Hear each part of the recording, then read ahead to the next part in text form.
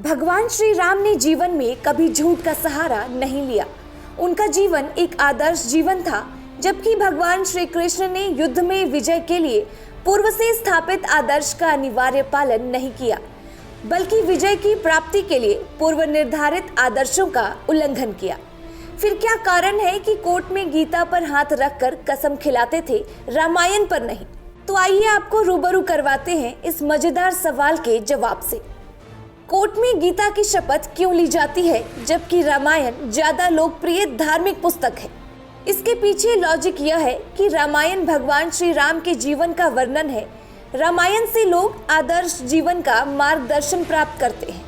रामायण लोगों को आदर्श जीवन के लिए प्रेरित करती है, परंतु गीता हिंदुओं का एक ऐसा धर्म ग्रंथ है जिसमें जीवन के लिए मार्गदर्शन उपलब्ध कराया गया है। यह केवल महाभारत युद्ध का विवरण नहीं है, बल्कि सत्य की स्थापना के लिए मनुष्य को किस प्रकार के आचरण करना चाहिए उसका विस्तार से विवरण है।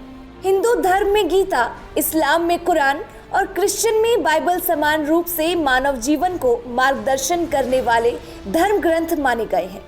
आपको बता दें कि एक स्टडी के अनुसार भारत में मुगल शासकों ने धार्मिक किताबों पर हाथ रखकर शपथ लेने की प्रथा शुरू की थी।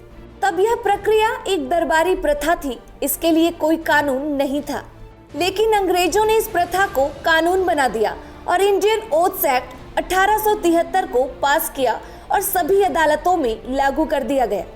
इस एक्ट के तहत हिंदू संप्रदाय के लोग गीता पर और मुस्लिम संप्रदाय के लोग कुरान पर हाथ रखकर कसम खाते थे, जबकि ईसाइयों के लिए बाइबल सुनिश्चित की गई थी।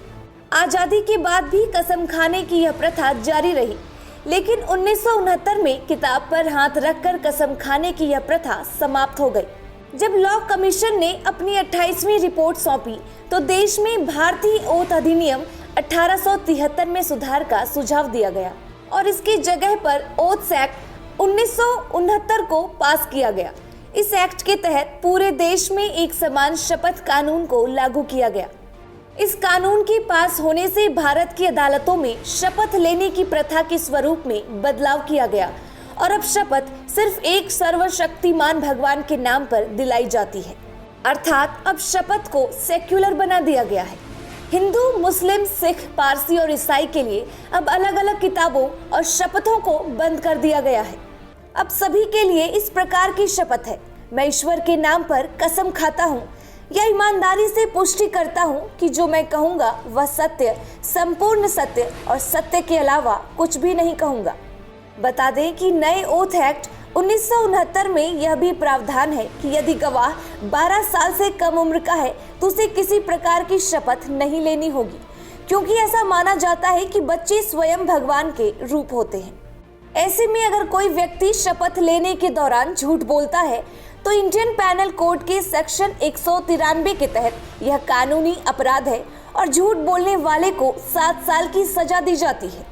इतना ही नहीं, इस सेक्शन में यह प्रावधान है कि जो कोई भी गवाह किसी न्यायिक कार्यवाही के किसी मामले में झूठा प्रमाण या साक्ष्य देगा या किसी न्यायिक कार्यवाही के किसी प्रक्रिया में उपयोग किए जाने हेतु झूठा साक्ष्य बनवाएगा तो उसे 7 वर्ष के कारावास और जुर्माने से भी दंडित किया जाएगा। साथ ही आपको बता दें कि यह अपराध तभी दर्ज किया जा सकता है जब गवाह ने सत्य वचन की शपथ ली हो। इसी के साथ इस वीडियो में बस इतना ही। देश और दुनिया से जुड़े तमाम अपडेट्स के लिए देखते रहें वॉइस ऑफ भारत।